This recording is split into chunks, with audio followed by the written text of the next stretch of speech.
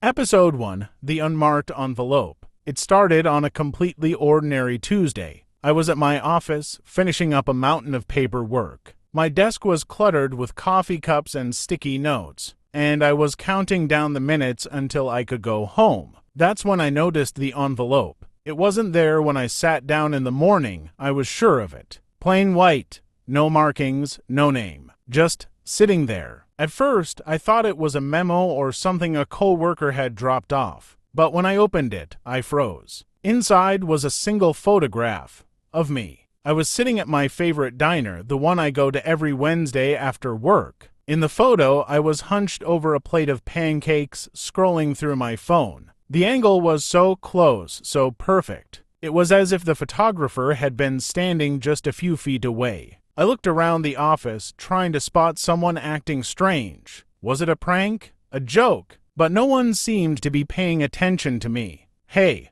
Lisa," I called out to the receptionist, holding up the envelope. "Did you see who put this on my desk?" She shook her head without even looking up from her computer. I didn't notice anyone. I spent the rest of the day feeling uneasy, but I told myself it was nothing. Just someone messing with me. That evening, as I walked to my car, I couldn't shake the feeling that I was being watched. You know that prickling sensation on the back of your neck? The one that tells you you're not alone. I scanned the parking lot, but it was empty except for a few cars. I laughed at myself, shaking my head, but as I drove home, I noticed something strange. There was a black sedan behind me. It wasn't tailgating or anything, it kept a respectable distance. But when I turned onto my street, it turned too. I parked in my driveway and watched in my rearview mirror as the car slowly cruised past. The windows were tinted, so I couldn't see inside. Once inside, I locked the door and closed all the blinds.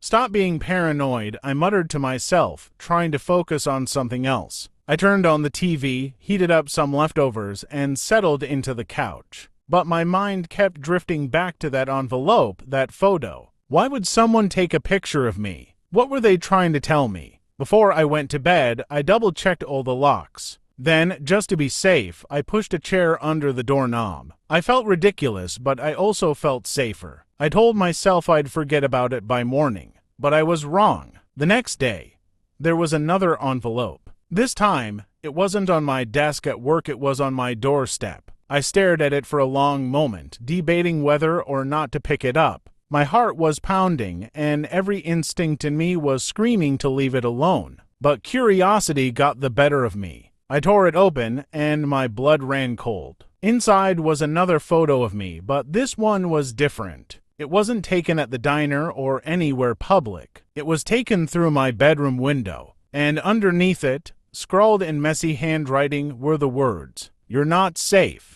I called the police immediately, my hands shaking as I explained the situation. An officer came by, but he didn't seem too concerned. "No threats, no signs of a break-in," he said. "Could be a prank. A coworker maybe." "This isn't a prank," I snapped, holding up the photo. "Look at this. Someone was outside my window last night." The officer sighed, scribbling something in his notebook. "We'll make a report? But without any real evidence, there's not much we can do." Great. Just great. That night, I tried to act normal. I cooked dinner, watched a movie, even texted a friend about meeting up later in the week. But every time I passed a window, I felt like someone was on the other side, watching. Around midnight, I finally crawled into bed. I was exhausted but too wired to sleep. I lay there staring at the ceiling, listening to every creak and groan the house made. And then I heard it. A car engine. It was faint, barely audible, but it was there. I got up and peeked through the blinds. The black sedan was parked across the street.